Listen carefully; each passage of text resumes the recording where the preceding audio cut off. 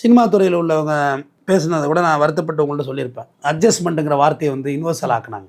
தப்பு அது. ஒருத்தவங்களை அப்ரோச் பண்ணுறது என்ன வார்த்தைன்னு எல்லாம் தடுமாறிட்டு இருந்த காலத்தில் சினிமா ரைட் ஓகேமா அவங்கள செகண்ட் ஹீரோயினாக போட்டுருவோம், இது போச்சு ரைட் ஓகே, அட்ஜஸ்ட்மெண்ட்லாம் இருக்குமா அப்படின்னு ஈஸியாக சொல்லிட முடியல டேரெக்டாக. சார் அந்த மாதிரிலாம் இல்லை சார், அப்படிலாம் இல்லைன்னா இங்கே சான்ஸ் இல்லைம்மா, வேறு எடுத்து பாருங்கம்மா. இந்த ஹஸ்பண்ட் ஒய்ஃப் ரிலேஷன்ஷிப்பும் வந்து அப்போ இருந்த காலகட்டம் இப்போ இருந்த காலகட்டம்ன்ற மாதிரி உண்மையாகவே அந்த ஒரு இது இருக்கா sir?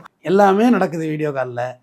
First night video upload பண்ணுறாங்கல்லம்மா, அதெல்லாம் ரொம்ப அநாகரிகமான செயல். தயவுசெய்து இதெல்லாம் யாரும் என்டர்டெயின் பண்ணாதீங்க. நான் ஒரு விஷயத்த சொல்கிறேன்னா அதை செய்யுங்கிறதுக்காக இல்லை, கேவலமாக இருக்குங்கிறது தான் சொல்ல வர்றேன். யூடியூபர்னு என்னை சொல்கிறதே எனக்கு பிடிக்கலன்னு சொல்கிறேன். நான் ஏதாவது சொல்லணும்னு நினைக்கிறேன் இந்த உலகத்துக்கு, அதுக்கு ஒரு பிளாட்ஃபார்ம், அவ்வளோதான். அதனால் இருக்க வரைக்கும் சந்தோஷமாக இருங்க. உங்கள் நம்பி இருக்கிறவங்களுக்கு துரோகம் பண்ணாதீங்க, உண்மையாக இருங்க, பொய் பேசாதீங்க. உயிரே போனாலும் சரி பொய் பேசாதீங்க. பிச்சை எடுத்தாவது படிங்க. பிச்சை பிக்கணும் கற்கை நின்றே, கற்கை நின்றே பிச்சை பிக்கணும் கற்கை நின்றே.